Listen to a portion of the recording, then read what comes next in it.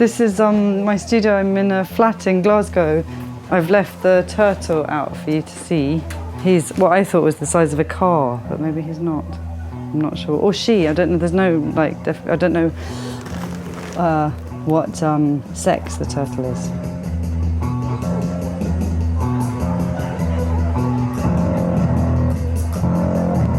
The way I work with people is really immediate and not calculating. So for example, if I'm having a conversation with someone, whether it's at a bus stop or whether it's through picking up my son at nursery or whether it's through teaching jobs, if I've had a more provocative, fun reaction, then I'll go back to the people that I talked to originally and test it out. And then if we all still get feverishly excited and sort of want to work together, then that will build and boil over, bubble over into a performance. So I've been scrunching up, as usual, cardboard so that it becomes soft, and then you can manipulate it really incredibly in any way. And then I just glue gun it together and I make a skeleton, and then after that I've made the skeleton, I use things like latex and pigment and kitchen towel and use it like paper mache. When it dries, it's really robust and it's really useful, really useful for puppets because they can sort of squish and move and don't rip. It's going to get sacrificed. And when it's cut open, I want the entrails to be red like an oracle.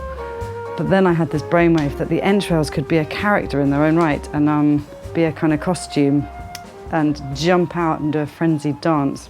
I'm really excited. It sort of gets to a point where it starts snowballing and there's nothing you can do now but enjoy it. Oh, what, we're still doing leotard shopping? Oh, great. And it's cotton. And is it large? Yeah, brilliant. Even like Regency ones and weird way, and even beehives are useful, to be honest. I'm looking to make a Roman wig, and it would be a Roman wealthy woman, and it would be like to have lots of these ringlets very much at the top. It's almost like a giant sausage shape. I've had really good experiences working with cheap nylon wigs before. When you paint them with acrylic paint, they get more stiff. You get whatever you can that's cheap and work with it and develop it, and sometimes it can really come through.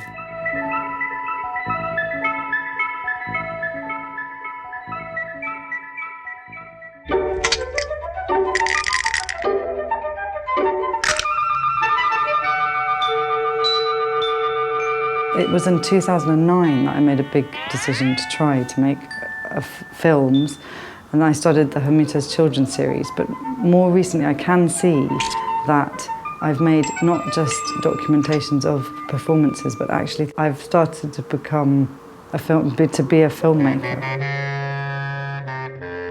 Pasolini has been really helpful because he weirdly makes me feel as if I can make film. It's as if he's like, it sounds awful because he's not bad at making films, but there's something about the way he makes film that makes you really understand that you could just literally have a go. I still have that relationship with film. It's really exciting and inspiring and makes me want to be brave with like your life. Lorsqu'une jolie minette apparaît. Qui c'était? Qu'est-ce que c'était? C'est un canon, sacré lot. Une femme intelligente avec de jolies jambes. These are sort of, Ice Age fertility carvings and some bottoms. I think it's quite important for me to laugh. If I'm not laughing, there's no point. This one I quite like. Look at this. This is like a king. I mean, it's just fantastic. It's crazy, isn't it? What a fantastic image. It's more like folk art, I guess. But then again, it's quite acid as well. You make comments with the associations. Like this is a pearl. It looks extremely like a penis, but that's actually a natural pearl. I go to a library normally, and then I pull out books and photocopy them and bring all the photocopies home and then work on the floor. I've scaled them up in a photocopying shop that I've worked and been friends with for over 15 years. And when I walk into the shop, they kind of sigh.